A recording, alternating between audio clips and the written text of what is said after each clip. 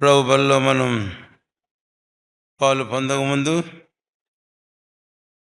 122వ కీర్తన.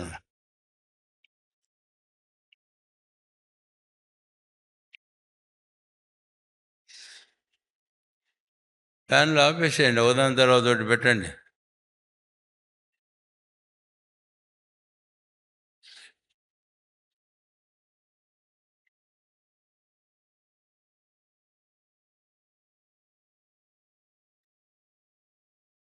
ఇందాక అధ్యాయం అంతా మనము చదివాము. అయితే ఈ సమయంలో ప్రత్యేకించి ఆ 4వ వచనం అందరము కలిసి చదువుకుందాం. అదే వచనం మీద మన ఆరాధన కొరకైన వర్తమానం ప్రభు మన గమనాన్ని తెచ్చి ప్రభుని ఆరాధించడంలో సాయం చేస్తూ వచ్చారు. 122వ కీర్తన 4వ వచనం అందరము కలిసి చదువుకుందాం. ఇశ్రాయేలీయులకు నియమింపబడిన శాసనమును బట్టి యెహోవా నామమునకు కృతజ్ఞతాస్తుతులు చెల్లించుటకై వారి గోత్రములు యెహోవా గోత్రములు అక్కడికి ఎక్కి వెళ్ళును. ప్రార్థన చేసుకుందాం. ప్రియమైన మా తండ్రి, ఈ ప్రభు పునరుత్థాన దినమందు నూతన వస్త్రములో మొదటి ప్రభు దినం మీ సన్నిధిని మీ బల చుట్టూ చేరి మిమ్మల్ని ఆరాధించి సేవించి అనుగ్రహించిన తరుణానికి స్తోత్రాలు. బిగ్గరగాను మౌనంగాను ప్రభు సన్నిధిని భయభక్తులతో హృదయాలు మీ సన్నిధిలో కుమ్మరించిన వారందరినీ బట్టి స్తోత్రాలు. దేవా, మా ఆరాధన మీరు అంగీకరించండి, మమ్మల్ని ఆశీర్వదించండి.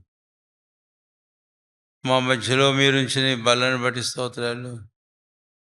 వాక్యంలోంచి మాతో మాట్లాడి మీరు చెప్పారు, నన్ను జ్ఞాపం చేసుకోవడానికి దీన్ని చేయడని. ఆ ప్రకారం మేము చేయడానికి సిద్ధపరచు. మీ వాక్యాన్ని మాకు దీవించమని యేసు నామమున ప్రార్థించి వేడుకొంచున్నాము తండ్రి, ఆమేన్.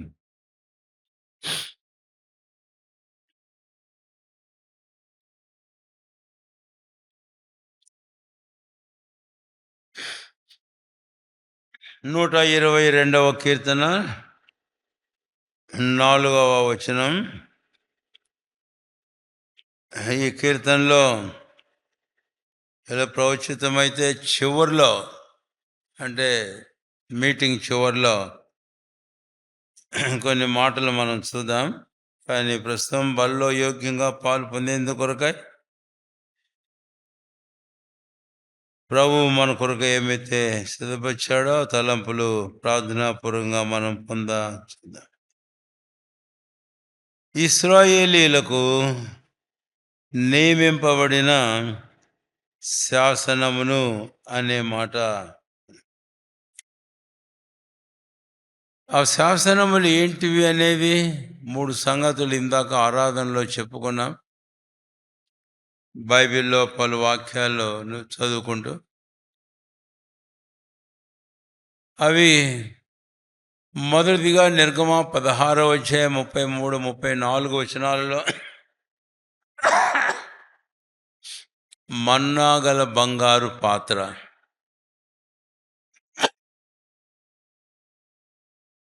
రెండవది సంఖ్యాకాండం 17వ అధ్యాయం 10వ వచనంలో చిగిరించిన అహరోను కర్ర.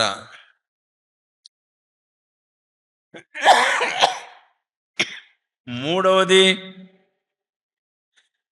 ద్వితీయోపదేశ కాండము 10వ అధ్యాయం 3వ వచనము 5వ వచనం. ప్రభు అయిన దేవుడు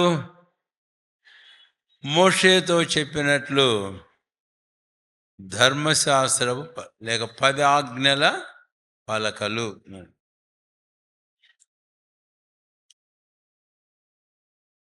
దేవుడు మోషే ద్వారా చెప్పాడు, మోషేకు చెప్పాడు, అహరోనుకు చెప్పాడు.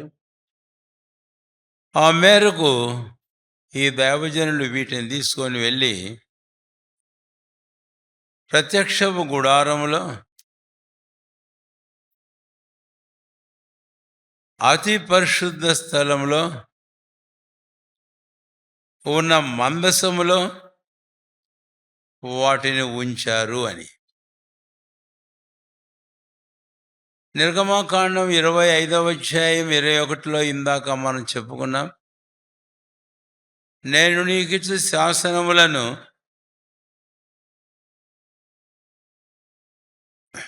మందసములో ఉంచవలెను అని. కాబట్టి ఇక్కడ కూడా శాసనము అనే మాట మనం చూసాం, శాసనములు అని కూడా మనం చూస్తాం. దీనికంటే ముందు తర్వాత కూడా తెలుగులో శాసనము శాసనములు అని ఉంది, కానీ ఇంగ్లీష్లో టెస్టిమనీస్ అని ఉంది. టెస్టిమనీ అని ఉంది. టెస్టిమనీస్ అని లేక టెస్టిమనీ. సో ఈ మూడు సంగతులు they are the things which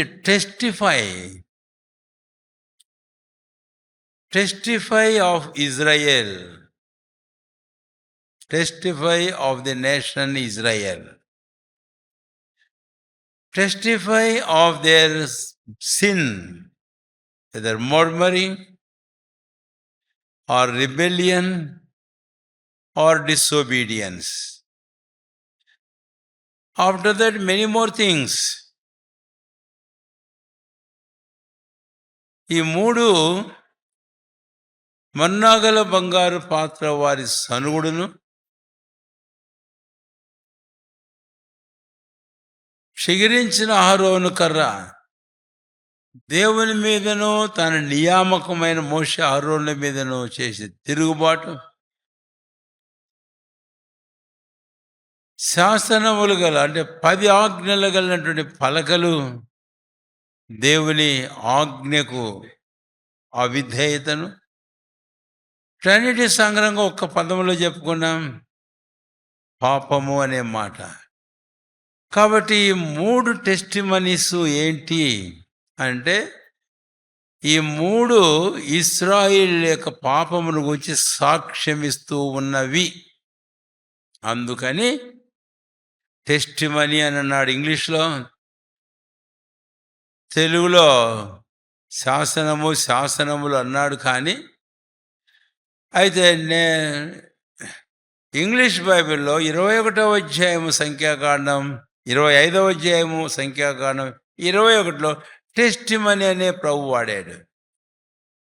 కాబట్టి ఈ మూడు ఏమిటివి అని అంటే, ఇశ్రాయేలు పాపను గురించి ఇచ్చే సాక్ష్యాలు. అందుకనే ఇందాక ఆరాధనలో జ్ఞాపం చేసుకున్నాం, ఆ మందసానికి సాక్ష్యపు మందసము అని పేరు పెట్టాడు. ఆ మందసమున్న గుడారమంతటికి కూడాను సాక్ష్యపు గుడారము అని బైబిల్లో మనకు రాయబడింది, చెప్పబడింది.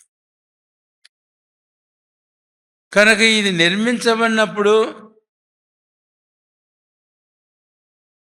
పరిశుద్ధ స్థలము నిర్మించు అని 25వ అధ్యాయం 8వ వచనంలో దేవుడు మోషేకు చెప్పాడు. నేను వారిలో నివసించినట్లు వారు నాకు ఒక పరిశుద్ధ స్థలము నిర్మించవలను అని.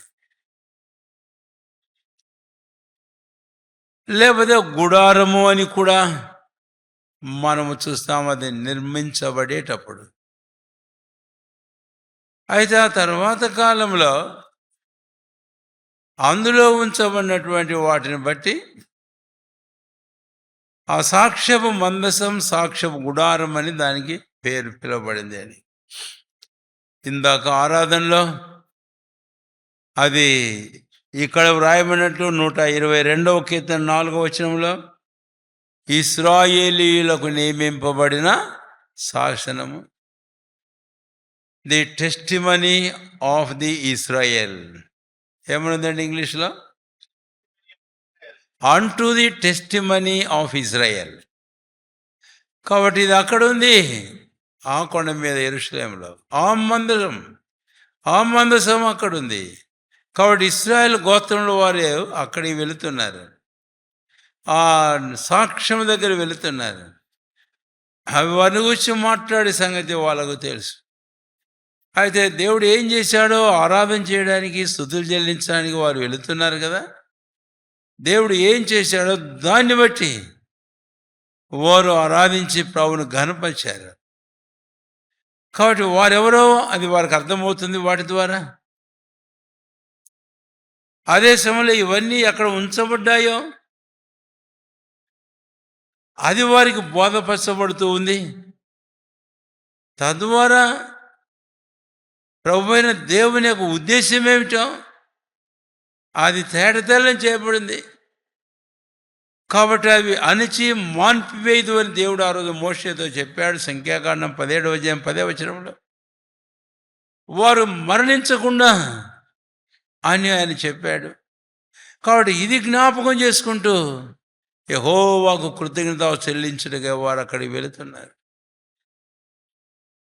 ఈరోజు ఆరాధన నేను విన్నాను. మీరు చేసే ప్రతి ఒక్కరి ఆరాధన కూడా మంచిదే, సంతోషం. కాదనము కానీ అయితే ప్రాముఖ్యమైన అంశం మన ఆరాధనలో మన పాపాల గురించి ఎక్కువగా చెప్పుకోవడం కాదు. నా సనుగుడు, నా తిరుగుబాటు, నా విధేయత. అందుకే వాటన్నింటినీ ఒక సంగ్రహం ఒక మాటలో చెప్పా పాపమని. అయితే అతి ప్రాముఖ్యమైన theme of our worship must be the ark of the covenant of God. దేవుని నిబంధన మందసం మన ఆరాధనకు అంశం. ఆ మందసం మీద ఉన్న కరుణాపీఠం మన ఆరాధన అంశం, థీమ్.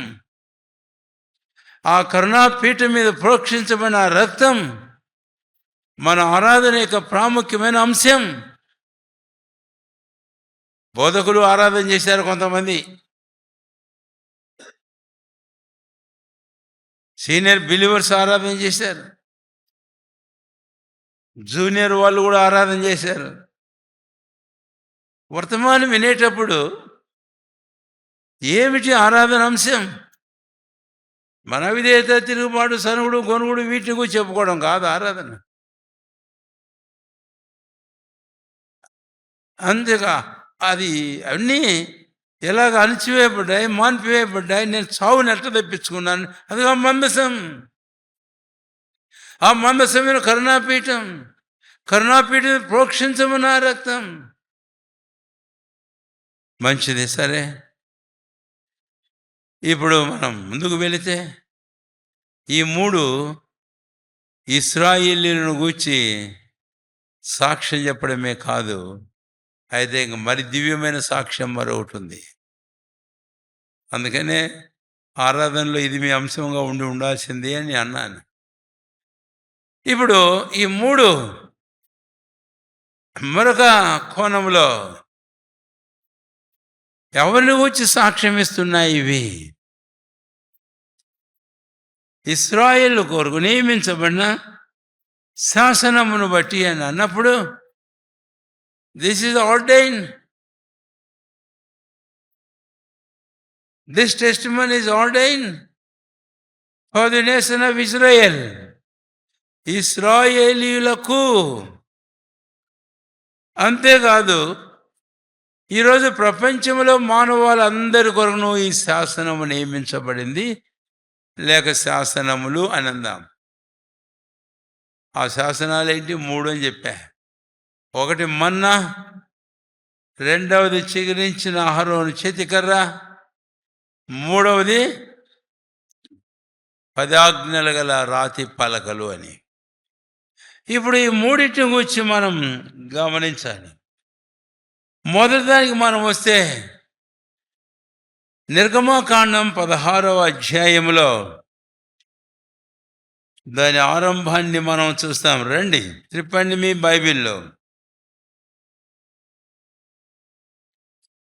మీ బైబిల్లోతో పాటు నోట్బుక్ కూడా, పెన్ కూడా ఉండడం ఖచ్చితంగా అవసరం.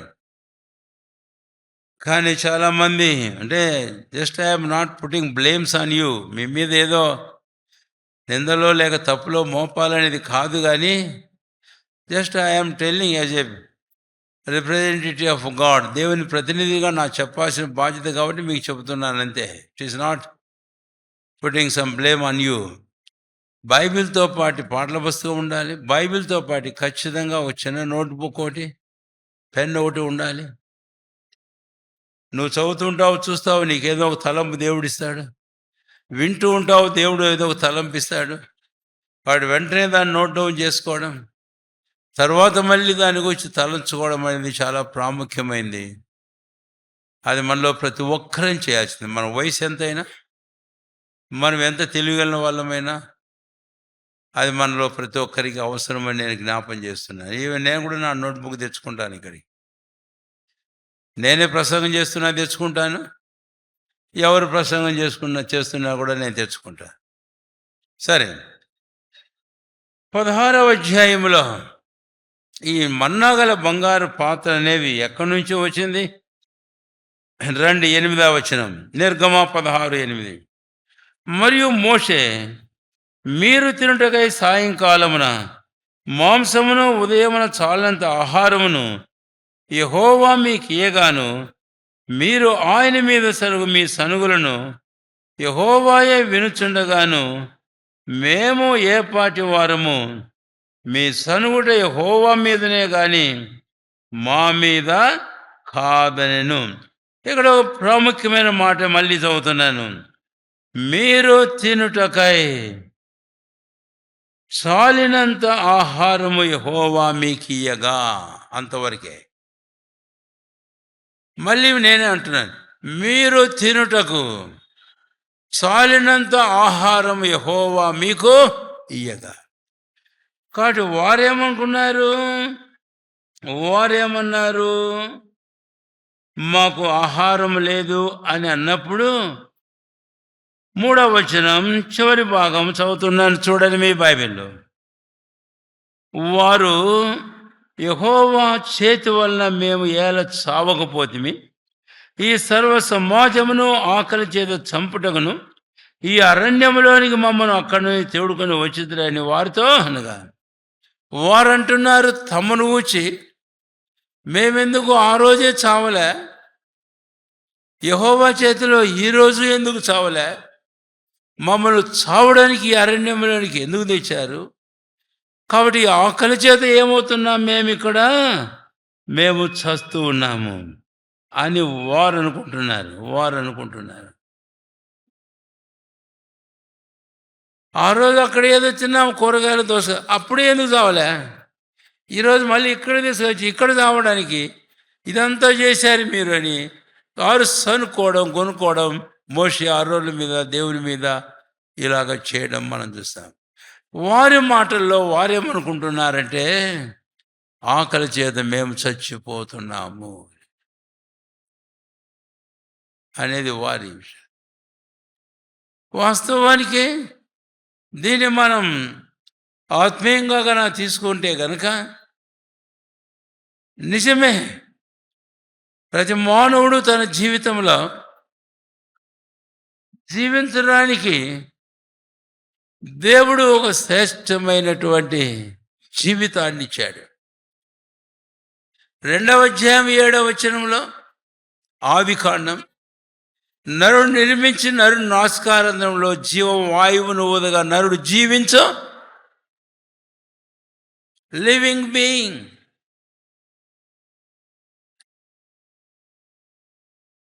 అయితే దేవుడైన యెహోవా ఆదాము కొరకై ఆ ఏదెన్ని వేసి వారి ఆహారం కొరకై కావలసినవన్నీ అందులో సృజించాడు. ఈ విషయానికి మనం మత్తయి సువార్త 4వ అధ్యాయం 4వ వచనానికి వెళితే, ప్రభువైన యేసుక్రీస్తు వారి మాట అంటాడు, మనుషుడు రొట్టె వల్ల మాత్రము కాదు కానీ దేవుని నోట నుండి వచ్చే ప్రతి మాట వలన జీవి. కాబట్టి మానవుడు జీవించడానికి ఇక్కడ 2 ప్రాముఖ్యమైన సంగతులు ఉన్నాయి. ఆ 2 ఏమిటివి అని అంటే, ఆదాములో దేవుడు తానే ఉంచిన ఆ జీవం, తన జీవం. రెండవది, ఆదాము తిని జీవించినట్లుగా తన కొరకై దేవుడు ఏదెన్లో ఒక తోటను ఫలవృక్షాలు ఉంచాడు.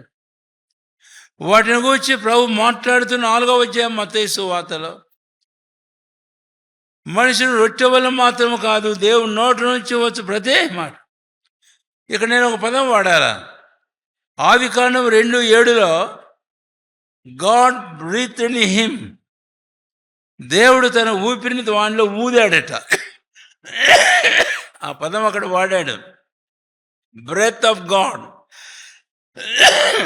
మత్తయి సువార్త 4వ అధ్యాయం 4వ వచనం, దేవుని నోట నుండి వచ్చు మాట.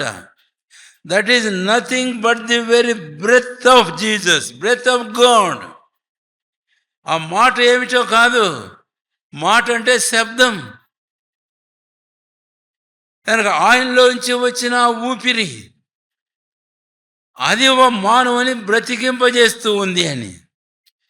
సరే, అయితే ఆదాము అవిధేయత చేత పాపం చేసి మరణించాడు. ఇందాక వారి సాక్ష్యాన్ని గురించి మనం విన్నాం. ఇశ్రాయేల్ వారిని అందును బట్టి ఇశ్రాయేల్ కాదు, ప్రపంచంలో మానవాళి యావత్తు ఒక మనిషి అవిధేయ ద్వారా పాపం ద్వారా మరణం, పాపం అందరు చేసిన మరణం అందరికీ సంప్రాప్తమైంది. అందుకనే ఈరోజు మనం అందరం ఎవరము అని అంటే, అందరమును ఏం చేసిన వారు చెప్పండి? పాపం చేసి మరణమును సంపాదించుకున్నాం. We have earned or inherited the death. మరణం మనం సంపాదించుకున్నాం.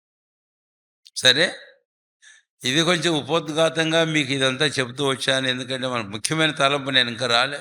మొదటి భాగంలోని మొదటి తలంపు, ఆ ముఖ్యమైన తలంపు చెప్పకముందు ఇది మీరు అర్థం చేసుకోవడానికి ఆ ముఖ్యమైన తలంపు, ఈ ప్రిపరేషన్ ఇది అంతే.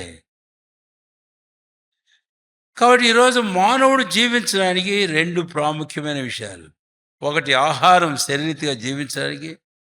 రెండవది దేవుని నోటి నుంచి వచ్చే ఆ ఊపిరి, ది బ్రెత్. ఆ వర్డ్, దేవుని వాక్యం అనేది చాలా ప్రాముఖ్యమైనది. లేకుండా మనం జీవించలేము. అందుకని మేము చచ్చిపోతున్నాము ఆకలి చేతి ఇక్కడ అని అంటే, దేవుడు అన్నాడు, మోషే ద్వారా మాట్లాడతాడు. మోషే అన్నాడు, యెహోవా మీరు తినటకు ఏమి ఇచ్చాడట? ఆహారమే. ఇక్కడ ప్రాముఖ్యమైన ఒక మాట వాడుతున్నాను. వారు చచ్చిపోతున్నాము అని చెప్పినప్పుడు వారు బ్రతుకున్నట్లు వారి కొరకైన ఒక ప్రొవిజన్ ఏర్పాటు చేశాడు. కాబట్టి God hath provided food for them that they may not die. వారు అనుకుంటున్నట్లు వారు సావుకుంటున్నట్లు దేవుడు వారి కొరకైన ఒక ఏర్పాటును చేశాడు. ఆ ఏర్పాటే ఆకాశం నుంచి కురిసిన ఏంటి చెప్పండి? మన్నా. పరలోకము నుంచి పంపబడిన మన్నా. యోహాను సువార్త 6వ అధ్యాయంలో తర్వాత మన ప్రభువైన యేసుక్రీస్తు వారు ఆ మాట ఆయన వాడాడు. 6వ అధ్యాయము యోహాను సువార్త, దయచేసి రండి, 32వ వచనం. కాబట్టి యేసు 31లోనేమో భుజించుటకు పరలోకము నుండి ఆయన ఆహారం వారికి అనుగ్రహించను అని వ్రాయబడినట్లు అన్న మాటను మనం చూస్తాం. మన్నాను భుజించని. 32వ వచనం. కాబట్టి యేసు, పరలోకం నుండి వచ్చు ఆహారమును మోషే మీకు ఇయ్యలేదు, నా తండ్రియే పరలోకం నుండి వచ్చు నిజమైన ఆహారమును మీకు అనుగ్రహించుచున్నాడు. కనుక భుజించుటకు వారికి ఆహారం ఇచ్చాడు. ఏమిచ్చాడండి? మన్నాని ఇచ్చాడు. పరలోకం నుంచి వచ్చింది మన్నా అని అన్నాడు యేసు ప్రభువారు. అయితే అది మాట్లాడుతూ దాని గురించి తర్వాత అంటాడు, వారు మన్నాను భుజించి మీ పితరులు ఏమైనారట? చెప్పరు, ఏమైనారట? చనిపోయారు. తిని చావలేదా? ఇశ్రాయేలు 40 సంవత్సరాలు ఐగుప్తులో ఎంతోమంది వచ్చారు. అంటే పాపం చేసిన వారనే కాదు,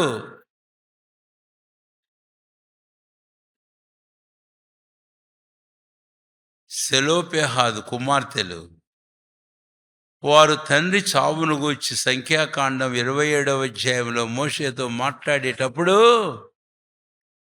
మా తండ్రి అరణ్యములో చనిపోయాడు, అయితే ఆయన తిరుగుబాటు చేసిన వారి సమూహంలో ఉండి చనిపోలేదు.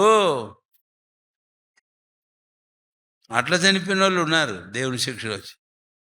అయితే ఇది న్యాచురల్ డెత్ అనాలి. కాబట్టి స్వాభావికంగా మరణించిన వారు చాలామంది అరణ్యంలో. అంటే మన్నాను తిని మరణించారు. అంటే వారు తిన్న మన్నా, పరలోకం నుంచి పంపబడిన ఆ మన్నా అరణ్యంలో అది నిత్య జీవం కొరగిన ఆహారం కాదు. యోహాను సువార్త 6:27లో యేసయ్య జన సమూహాలకు రొట్టెలు చేపలు పంచిపెట్టినప్పుడు తిన్నారు, తృప్తి పొందారు.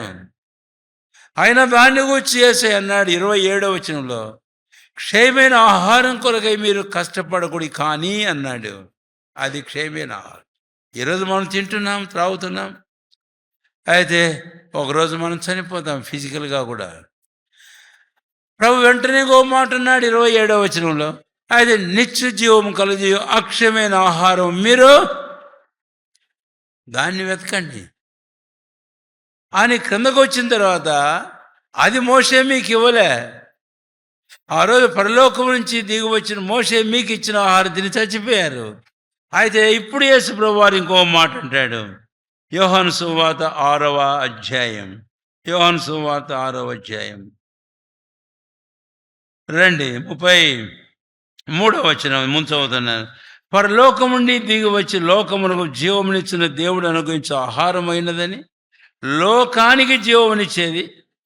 ఆ తర్వాత మీతో చెప్పుచున్నాను నిశ్చయముగా, కావున వారు ప్రభువా ఈ ఆహారం ఎల్లప్పుడూ మాకు అనుగ్రహించుమను అనిరి. 35 అందరం కలిసి బిగ్గరగా, అందుకు యేసు వారితో ఇట్లనెను, జీవాహారము నేనే, నా ఎదుగు చూడే మాత్రమును ఆకలిగొండు, నా యందు విశ్వాసం ఉంచువాడు ఎప్పుడునూ దప్పిగొనడు. నా యందు జీవాహారము నేనే. కాబట్టి ఇప్పుడు ప్రభువైన యేసుక్రీస్తు వారు నిత్య జీవం కలజేయు అక్షయమైన ఆహారం. పిల్లలా దయచేసి అర్థం చేసుకోండి, తొందరపడద్దు. ప్రభు సన్నిధిని మన హృదయం నిబ్బరంగా ఉంచుకోవాలి. మన ఆలోచన తలంపులు ప్రార్థనాపరంగా ఆత్మ ద్వారా చెరపట్టబడి ఆయన సన్నిధిని గడపాలి, అనాలోచనంగా కాదు. కాబట్టి ఈ సంగతులు మనం అర్థం చేసుకుందాం కాక. ఈరోజు క్షయమైన ఆహారం దేవుడు మనకు సమృద్ధిగా ఇస్తూనే ఉన్నాడు. దేవుని స్తోత్రం. ఆయన ఇచ్చిన భోజన పానములు ప్రార్థన చేసుకొని పవిత్ర పరచబడినవై భుజిస్తున్నాం. దేవుని స్తోత్రం. ఆయనను మనం చనిపోవలసిన వారమే. అయితే నిత్యజీవం కలిగి అక్షయమైన ఆహారం ఏమిటి? అదే మన ప్రభువైన యేసుక్రీస్తు వారు పరలోకం నుంచి తండ్రి మనకు అనుగ్రహించిన ఆహారం. ఆయన తను గూర్చి మాట్లాడాడు. కాబట్టి ఆ రోజు ఆకలి చేత వారు చావకుండానట్లు వారికి దేవుడు చేసిన ప్రొవిజన్. ఈరోజు ఈ మన్నా మన ప్రభువైన యేసుక్రీస్తు వారిని లివింగ్ బ్రెడ్, జీవాహారాన్ని మనకు చూపిస్తూ ఉంది. ఈ సంగతినే మనం మనస్మరించాలి. అందుకనే ఈ మన్నా ఏం టెస్టిఫై చేస్తుంది, ఏమి సాక్ష్యం ఇస్తుంది, ఎవరిని గురించి సాక్ష్యం ఇస్తుంది? ఈ మన్నా మన ప్రభువైన యేసుక్రీస్తు వారిని గురించి సాక్ష్యం ఇస్తుంది. ఈ మన్నా ఆయన పరలోకం నుంచి తండ్రి చేత లోకానికి జీవమునిచ్చుడు పంపబడిన మన్నాని ఆయన గురించి సాక్ష్యం ఇస్తుంది. ఆయన గురించి సాక్ష్యం. ఈ మన్నా కొలసి 3వ అధ్యాయం 4వ వచనంలో వ్రాయబడినట్లు మనకు జీవమైన క్రీస్తు అని సాక్ష్యం ఇస్తుంది. కాబట్టి ఈ రెండవ చివరి వర్తమానంలో ఈ టెస్టిమనీస్ను గురించి మనం గమనించినప్పుడు ఈ మన్నా ఆ సాక్ష్యం గుడారంలో, ఆ సాక్ష్యం మందసంలో ఈ మన్నా మన ప్రభువైన యేసుక్రీస్తు వారి గురించి ఈ విషయాల గురించి సాక్ష్యం ఇస్తూ ఉంది. కనుకనే ఈ మధ్యాహ్నం నాడు ఇశ్రాయేలీలు ఎక్కి వెళ్ళినట్లు ఆ శాసనములను బట్టి యెహోవాకు కృతజ్ఞత చెల్లించడానికి వారు ఆ శాసనం ఏమిటో అర్థం చేసుకొని ప్రభువును కనపరచ ఈరోజు ఆ సంగతులు మనకు తేటతెల్లంగా ఆయన ఆత్మ ద్వారా బోధించబడుతున్నాయి. కాబట్టి ఈ మన్నా మన ప్రభువైన క్రీస్తు జీవాహారమని, ఈ మన్నా మన ప్రభువైన క్రీస్తు తండ్రి చేత పరలోకం నుంచి లోకానికి జీవమునిచ్చు, నీకు నాకు జీవము నిత్య జీవమునిచ్చు ఆహారమని, ఈ మన్నా మనకు జీవము అయిన క్రీస్తు అని సాక్ష్యం ఇస్తుంటుండగా ఈ మన్నా నువ్వు భుజించావా?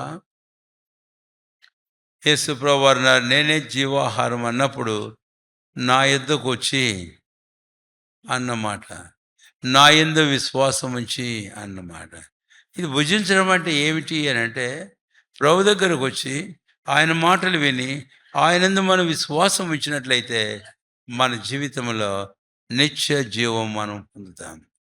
అందుకనే మొదటి సంగతి, మొదటి సాక్ష్యం మన ప్రభువైన క్రీస్తుని గురించి మరొక కోణంలో మనం ఆలోచిస్తే, ఈ సాక్ష్యము అనేది యేసు ప్రభుని యొక్క మనకు పంపబడిన జీవాహారం అని ఆయన కూర్చిన సాక్ష్యం ఇక్కడ మనము చూస్తాం. కాబట్టి క్రీస్తు లేకుండా మనకు జీవం ఏమాత్రము లేదు. రెండు దయచేసి 1-2 వచనాలు నేను మీకు జ్ఞాపం చేస్తాను. 1 యోహాను 5వ అధ్యాయము 11-12 వచనాలలో ఎవరైనా ఒకరు 12వ వచనం చదవండి దయచేసి, తీసిన వారు. దేవుని కుమారుని అంగీకరించేవాడు జీవము కలవాడు, దేవుని కుమారుని అంగీకరించిన వానికి జీవము లేనివాడు. అందుకనే ఈ మధ్యాహ్నం వచ్చిన మాట, నీవు దేవుని కుమారుని అంగీకరించావా? అలాగైతే జీవం పొందిన. నీవు అంగీకరించలేదు అంటే నీకు జీవం లేనివాడు. లోకంలో జీవిస్తున్నావు, ఆ తినుటకు ఆహారం దేవుడు మనకిచ్చాడు, అయితే నిత్య జీవం నీ జీవితంలో నీకు లేదు. అందుకనే యేసు ప్రభువారు యోహాను సువార్త 5:24 ఒక మాట, ఈ నా మాటలు విని నా యందు విశ్వాసంతో ప్రతివాడు నిత్య జీవం కలవాడు, వాడిగా తీర్పులోనికి రాడు, మరణంలో ఉండి జీవంలోనికి దాటిన్నాడని మీతో నిశ్చయముగా చెప్పుచున్నాను. కనుక 122వ కీర్తన గ్రంథం 4వ వచనం రండి దయచేసి. 122వ కీర్తన 4వ వచనం. ఇశ్రాయేలీలకు నియమింపబడిన టెస్టిమనీ, సాక్ష్యము.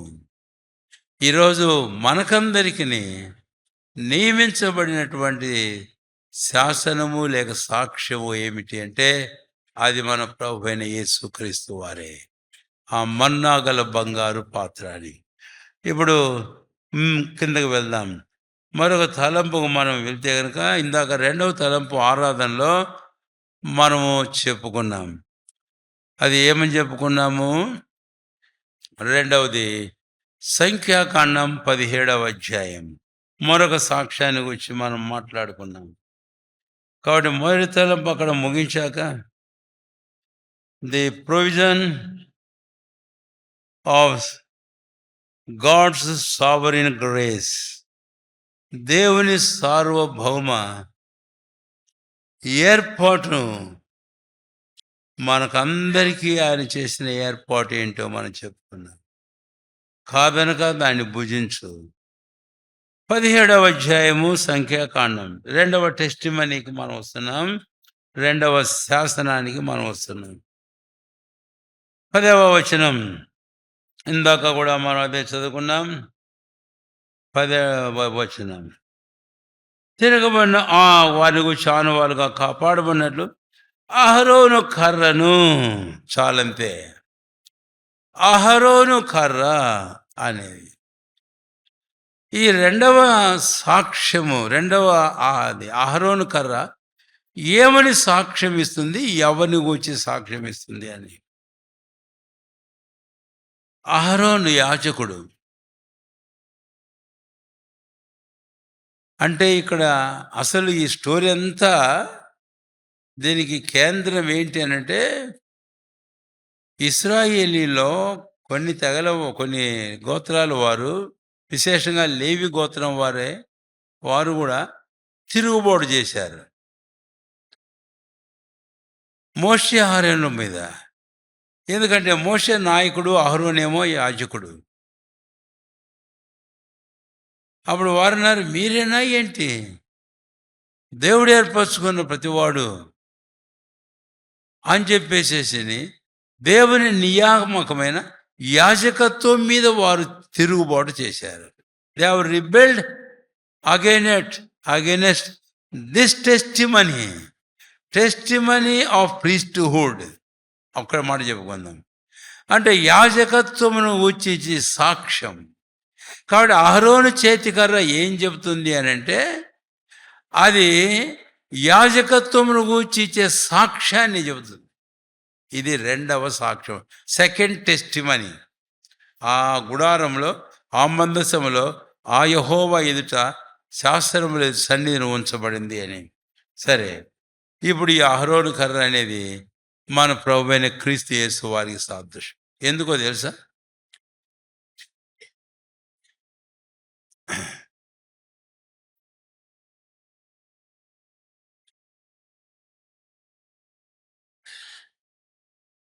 పాత నిబంధనలో ఆదికాండం 14వ అధ్యాయంలో అబ్రాహాముని ఎదుర్కొని రొట్టె ద్రాక్షారసం తెచ్చిన షాలేం రాజును గూర్చి మనం చూస్తాం.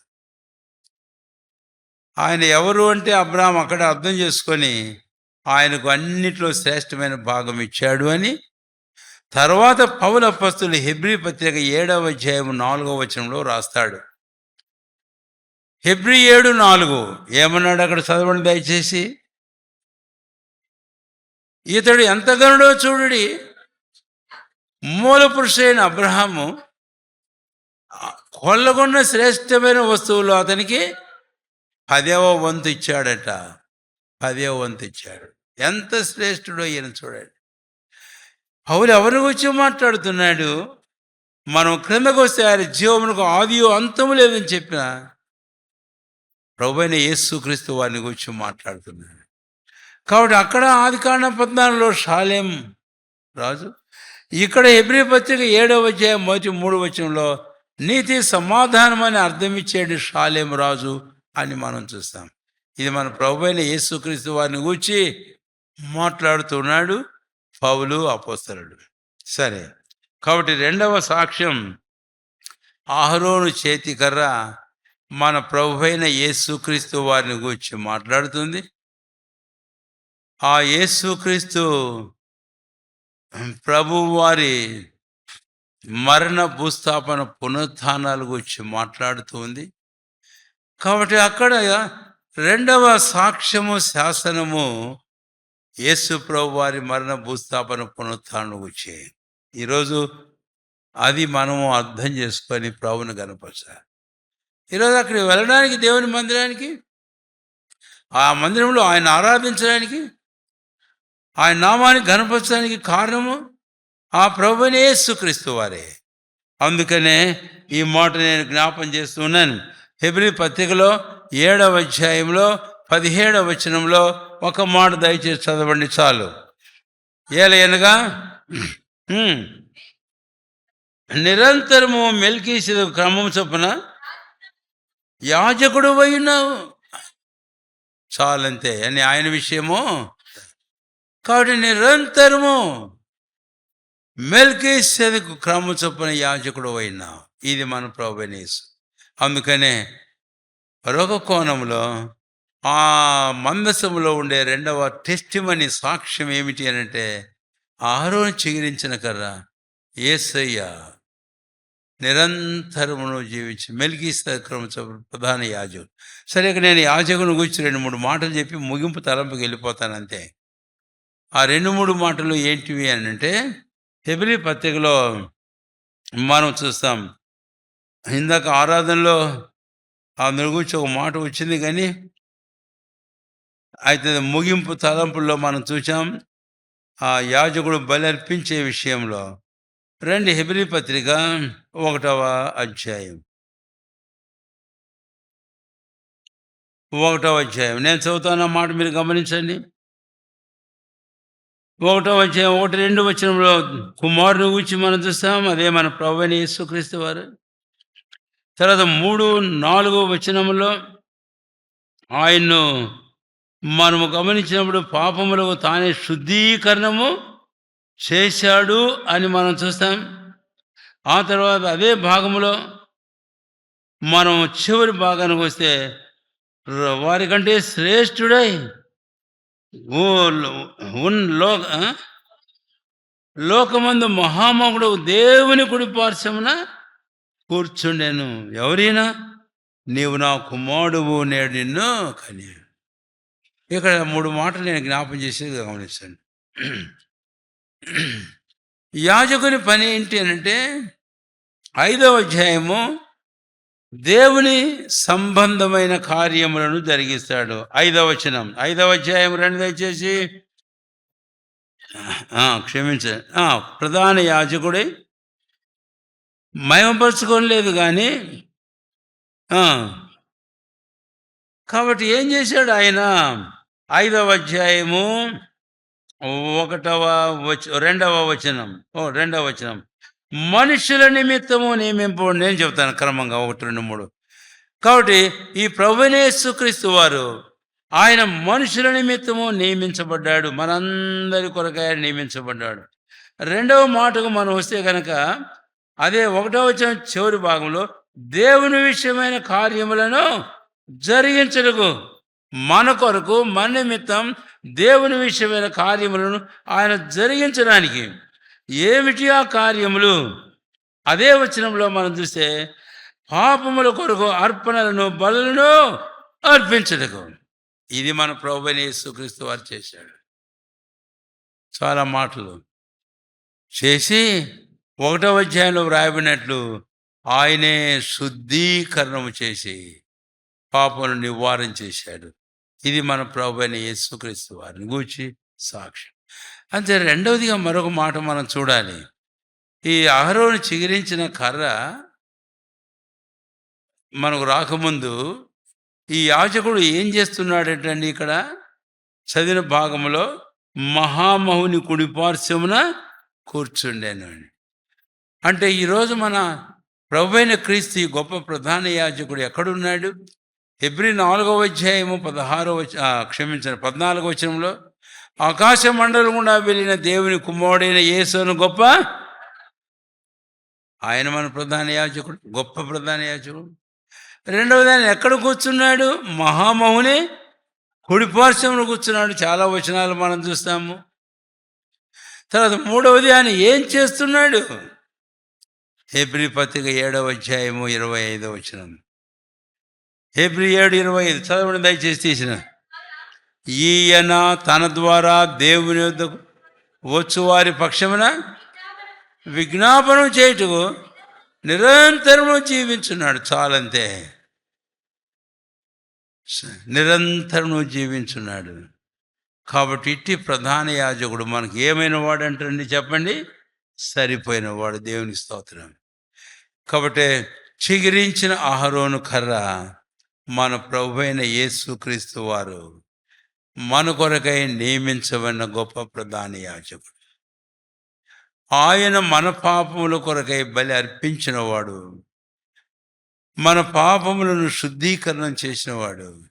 ఆయన మహామౌని కుడిపార్శ్వన కూర్చొని నేడు విజ్ఞాపనం కూడా చేయుచున్నటువంటి గొప్ప ప్రధాన యాజకుడు అని సాక్ష్యమిస్తూ ఉంది. ఇది ఆ సాక్ష్య గుడారంలో మందసంలో ఉండే 2వ సాక్ష్యము అని ఇక్కడ నేను మీకు జ్ఞాపం చేస్తూ ఇప్పుడు ముందుకు వెళ్ళిపోతున్నాను. ఈ సాక్ష్యం మన జీవితంలో అంగీకరిస్తాం,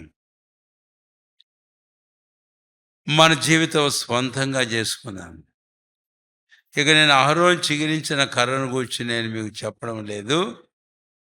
అది ఇప్పుడు మన ప్రాముఖ్యమైన అంశంగా మనం తీసుకోలేము. మనం ముందుకు పోతాం. 122వ కీర్తన 4వ వచనం. మరలా 122వ కీర్తన 4వ వచనం. ఇశ్రాయేలీయులకు నియమింపబడిన శాసనము సాక్ష్యమును బట్టి. ఇప్పుడు 3వ సాక్ష్యం ఏమిటి? ద్వితీయోపదేశ కాండం 10వ అధ్యాయంలో మనం చెప్పుకున్నాం. 3వ వచనం, 5వ వచనంలో. అప్పుడు మోషే అన్నాడు, యెహోవా నాకు ఆజ్ఞాపించిన ప్రకారం నేను ఆ పలకలను తీసుకొని వెళ్ళి మందసములో యెహోవా సన్నిధిని ఉంచాను అన్నాడు. కాబట్టే ఇప్పుడు 2 పలకలు. ఇది 3వ సాక్ష్యం. ఎవరి గురించి చెప్పుకుంటున్నాము ఈ సాక్ష్యాలు ఇప్పుడు? ఎవరిని గురించి? ఇశ్రాయేలు గురించి కాదు. ఇశ్రాయేలు గురించి అనకండి. ఎవరిని గురించి? యేసు ప్రభువుని గురించి చెప్పు. ఆరాధనలో ఈ 3 ఇశ్రాయేలు గురించి ఏమి సాక్ష్యం ఇచ్చాయో చెప్పుకున్నాం. ఇప్పుడు ఈ 3 ప్రభువైన యేసుక్రీస్తు వారిని గురించి ఏమని సాక్ష్యం ఇస్తున్నాయో మనం చెప్పుకుంటున్నాం. ఇప్పుడు 3వ సాక్ష్యాన్ని మనం వచ్చినప్పుడు ఇక్కడ 10వ అధ్యాయంలో ఆయన ఉంచడం ఏమిటి అంటే, మోషే సిద్ధం చేసుకొని వెళ్ళిన 2 రాతి పలకలు, వాటి మీద వ్రాయబడిన ప్రభువైన దేవుని యొక్క చేతి వ్రాత 10 ఆజ్ఞలు మోషేకు దేవుడు ఇస్తే తీసుకొని వెళ్ళి అక్కడ పెట్టేశాడు. కాబట్టి దీన్ని ఏమందాము? ధర్మశాస్త్రం అందామా? అసలు వాస్తవంగా దాన్ని ధర్మశాస్త్రం అనలేము. ఆజ్ఞలు అని అనవచ్చు, లేక శాసనములు అని అనవచ్చు. సో గాడ్ హ్యాస్ రిటన్ ఏ లా. ఒక శాస్త్రాన్ని రాశాడు, ఒక చట్టాన్ని రాశాడు. అది అయ్యి 10. సరే, ఇప్పుడు ఈ 10ల గురించి మనకు ఒక మాట చెప్పుకుంటే, హెబ్రీ పత్రిక 9వ అధ్యాయంలో ఆ మందసంలో 3 వస్తువులు ఉన్నాయని చెప్పినప్పుడు 4వ వచనం నిబంధన పలకలను అని కూడా వాటికి రాయబడింది. కాబట్టి ఇది ఏం చూపిస్తుంది? నిబంధన పలకలు. అవి మన ప్రభువైన యేసుక్రీస్తు వారిని చూపిస్తున్నాయి. ఈ 3 యేసయ్యను గూర్చాయి. ఇప్పుడు ఈ నిబంధన పలకల గురించి మనం గమనించినప్పుడు ఇవన్నీ 3 అక్కడే పెట్టారనుకోండి మందసంలో. అందుకనే ఆ మందసం మన ప్రభువైన క్రీస్తు అని ఇందాకనే చెప్పుకున్నాం ఆరాధనలో. ఆయనలో ఈ 3 ఉంచబడ్డాయి అన్నప్పుడు ఈ 40వ కీర్తన 8వ వచనంలో ఒక వాక్యానికి మనం వద్దాం. త్రిపండి మీ బైబిల్లో. కీర్తన గ్రంథం 48. చదవండి ఎవరో ఒకరు బిగ్గరగా. నా దేవా, నాకు సంతోషం. కాబట్టి ఎంత చక్కని మాట ఇక్కడ. నీ ధర్మశాస్త్రం ఎక్కడుందంట? నా ఆంతర్యములు. కాబట్టి ఇప్పుడు ఈ పలకలు 2 ఆ ధర్మశాస్త్రము లేక దేవుని వాక్యాన్ని మనకు చూపిస్తుంది. ఇక్కడేమో నీ ధర్మశాస్త్రం నా ఆంతర్యంలో ఉందని చెప్పిన యేసుప్రభు వారు హెబ్రీ పత్రిక 10వ అధ్యాయం ఇదే భాగాన్ని మనం వెళ్తే 5 నుంచి 10 వచనాల వరకు అక్కడ కూడా ఇదే మాట వాడాడు. వాడేటప్పుడు దేవాన్ని చిత్తము నెరవేర్చుటకు నేను ఈ లోకంలోనికి వచ్చున్నాను. కాబట్టి నేను ఈ మాట చెబుతున్నాను, వాక్యము. అందుకనే యోహాను సువార్త క్రిస్మస్ అంతా మనం ధ్యానం చేస్తూ వచ్చాం. ఆదియందు వాక్యం ఉండెను, వాక్యము దేవుని యొద్ద ఉండెను, వాక్యము దేవుడేండు. 14వ వచనం ఆ వాక్యమే శరీర దారి. ఇప్పుడు ఒక్కసారి ఆలోచన చేయండి. ఆ వాక్యం శరీరధారి ఏంటంటే ఆ శరీరంలో ఏముంది లోపల చూస్తే? చెప్పండి, ఏముంది లోపల చూస్తే? వాక్యం ఉంది అంతే. ఆ వాక్యం శరీరాన్ని ధరించుకున్నది. కాబట్టి ఆ శరీరంలో ఏముందని తొంగి చూస్తే వాక్యం ఉంది. వాక్యం ఉంది. అది 40వ కీర్తన 8వ వచనం. అది హెబ్రీ పత్రిక 10వ అధ్యాయంలో 5 నుంచి 10 వచనాల వరకు ఉండే భాగం. కనుక దేవుని వాక్యము అనేటటువంటి మాటను మనము చూస్తాం. కాబట్టి మోషే వాటిని తీసుకుని వెళ్ళి ఆ శాసనములను ఆ మందసంలో ఉంచినప్పుడు దేవుని వాక్యం మన ప్రభువైన యేసుక్రీస్తు వారు ఆ వాక్యాన్ని బట్టి ఆయన లోకానికి ఏపించాడు. ఆ వాక్యం ఏం చెప్తుందో ఆయన శరీరం ముందు నెరవేర్చాడు. కాబట్టి ఇది 3వ శాసనం, టెస్టిమనీ. ఇప్పుడు 3 సంగతులు మనం ముగించుకున్నాం. 1, మన్నా గల బంగారు పాత్ర. ప్రభువైన యేసుక్రీస్తు వారు మనకు నిత్య జీవముని సాక్ష్యమైన ఆహారం. లేక కొలసి 3:4 చెప్పుకుంటే మనకు జీవమైన క్రీస్తు అని సాక్ష్యం ఇస్తుంది. అదే ఆయనందు విశ్వాసం ఇచ్చి జీవం పొంది ఉన్నావా? రెండవది, అహరోను చిగిరించిన చేతికర్ర. మన ప్రభువైన యేసుక్రీస్తు వారు మన కొరకై నియమించబడిన, మన కొరకైన దైవ కార్యములు జరిగించేందుకు కొరకై నియమించబడిన గొప్ప ప్రధాన యాజకుడు అని జ్ఞాపకం చేస్తుంది. ఆయన మీద ఆనుకొని ఆధారపడి ముందుకు పోదాం. ఆయన మనకు చాలినటువంటి ప్రధాన యాజకుడు.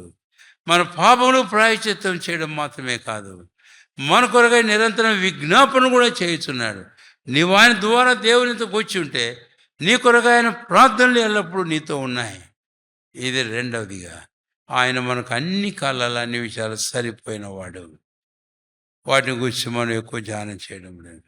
మూడవ మాటకు మనం వస్తే కనుక, మన ప్రభు అయిన యేసుక్రీస్తు వారు ఆయన దేవుని వాక్యము అయి ఉన్నాడు అని.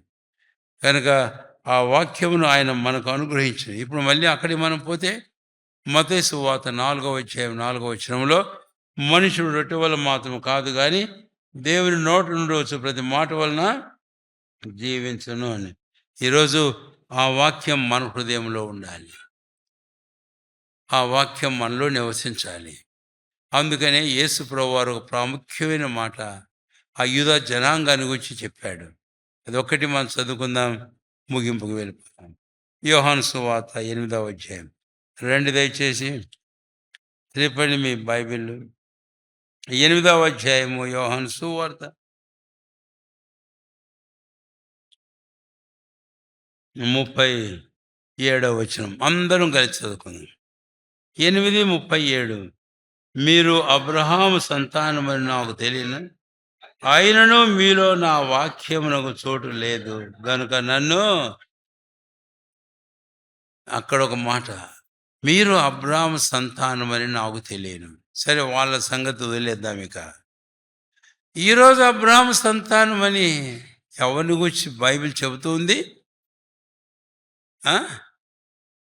ఎవరిని గురించి బైబిల్ చెబుతుంది? గలతీ పత్రిక. సరే, నేను ఇంక వాక్యాలు చూపించను మీకు. విశ్వాసపు పిల్లలందరూ అబ్రహాము సంతానమే.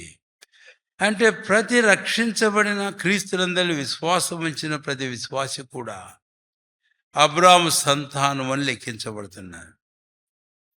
నీకు తెలుసు నువ్వు అబ్రహాము సంతానమని. ప్రభు నిన్ను ఎరుగును మీరు అబ్రహాము సంతానమని. ఎందుకంటే అబ్రహాము దేవుని నమ్మాడు.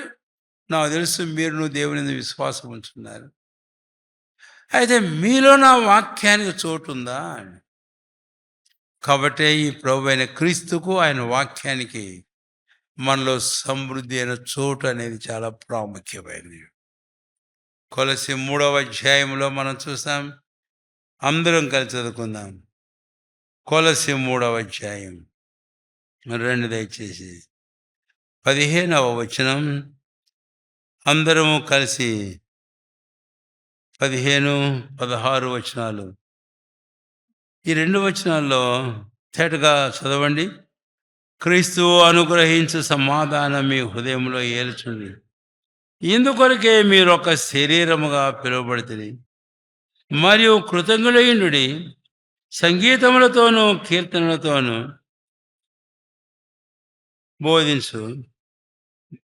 బుద్ధి చెప్పుచు కృపాసహితముగా మీ హృదయంలో దేవుని గూర్చి గానము చేయొచ్చు సమస్త విధములైన జ్ఞానంతో క్రీస్తు వాక్యం మీ హృదయములలో సమృద్ధిగా నివసింపనీయుడి. మీ హృదయములలో క్రీస్తు వాక్యం సమృద్ధిగా నివసింపని. అప్పుడే ఈ జ్ఞానం అనేది, ఈ సమాధానం అనేది మన జీవితంలో మనం అనుభవించి ఆనందించగలుగుతాం.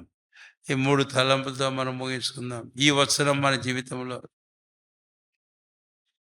మన ప్రభువైన యేసుక్రీస్తు వారిని గూర్చి ఆ సాక్ష్యం 122 కీర్తన 4 ఆ యెరూషలేములో, ఆ సాక్ష్యపు గుడారంలో, ఆ సాక్ష్యం మందసంలో ఉంచబడిన 3 సాక్ష్యాలు యేసయ్యను గూర్చి ఏం సాక్ష్యం ఇచ్చాయో విన్నాం కదా. అలాగైతే అటు సాక్ష్యాన్ని మనం అంగీకరించుతాం. యేసుప్రభు వారి సాక్ష్యం అనే సందర్భం ఉపయోగించినప్పుడు మాట అన్నాడు, నన్ను గూర్చి నేను సాక్ష్యం చెప్పుకోవడంలే. మరి ఎవరు చెబుతున్నారు? నన్ను పంపిన తండ్రి నన్ను గూర్చి ఏం చేస్తున్నాడట? కాబట్టి మీరు ఆ సాక్ష్యాన్ని అంగీకరింపరు అని అన్నాడు. మళ్ళీ యూదా జనాంగంతో వారు ఆయన సాక్ష్యం అంగీకరించలేదు, ఆయన్ను అంగీకరించలేదు. కాబట్టి వారి పాపం నుండి చనిపోయిన వారినిగా మనం చూస్తాం. ఈ మధ్యాహ్నం ఇక్కడ కూర్చున్న మన యువకరమైన ఈ సాక్ష్యాన్ని మనం ఇంకా అంగీకరించిన వారిని ఎవరు అర్థం చేసుకుందాం. నీవింకా జీవమునిచ్చు ఆహారం ప్రభువైన క్రీస్తు, మనకు జీవమైన క్రీస్తు నా సంగతిని గురించి ఆ సాక్ష్యాన్ని నువ్వు అంగీకరించావా? రెండవది, నువ్వు ఒకవేళ అంగీకరించి రక్షించబడి ఉంటే ప్రభువైన యేసుక్రీస్తు వారు మనకు సరిపోయిన ప్రధాన యాజకుడని ఆ చీరించిన ఆరోహణ కూడా సాక్ష్యం ఇస్తుంటాడుగా. కాబట్టి ఆయన మీద ఆనుకొని ఆధారం చేసుకొని ఆ ప్రకారం మన జీవితంలో అన్ని కాలాల్లో అన్ని పరిస్థితుల్లో మనం ముందుకు పోతున్నాము. మూడవది, మరొక మాట అక్కడ మనం చూసాం, ఆయన వాక్యాన్ని మన హృదయంలో భద్రం చేసుకొని ఆ ప్రకారం మా జీవితంలో సాగిపోదాం. అప్పుడే ఈ సంవత్సరం మా జీవితంలో ఎంతో నెమ్మది, ఎంతో సమాధానం. ఆ రోజు నేను రాత్రి 3 సంగతులు చెప్పాను. అక్కడ 122వ కీర్తన 7వ వచనమా, అవును 8వ వచనం అనుకుంటా. 8వ వచనంలో ఒకటేంటి? యెరూషలేమా నేను ప్రేమించు వారు వర్ధిల్లుదని కింద భాగంలో మనం పోతాము. అక్కడ 3 సంగతులు ఏం చెప్పాను? 122వ కీర్తనల గ్రంథంలో మీరు చెప్పకపోతే మళ్ళీ తీయాల్సి వస్తుంది కదా. ఒకటి సమాధానం, రెండవది వర్ధిల్లుట, మూడవది భద్రత. ఈ 3 వసరం మా జీవితానుభవం ఉండాలంటే అదిగో చూడ సాక్ష్యం. వెళ్ళు అక్కడికి, ఆ యెరూషలేముకు వెళ్ళు, ఆ సాక్ష్యం మందసం దగ్గరికి వెళ్ళు, ఆ సాక్ష్యముల దగ్గరికి. వాటిని అనుభవించి ఆనందించు. నియమించబడిన శాసనం బట్టి ఇశ్రాయేలు గోత్రంలో యెహోవాకు కృతజ్ఞత చెల్లించు. ప్రభు కృతజ్ఞత చెల్లించు. ప్రార్థన చేసుకో.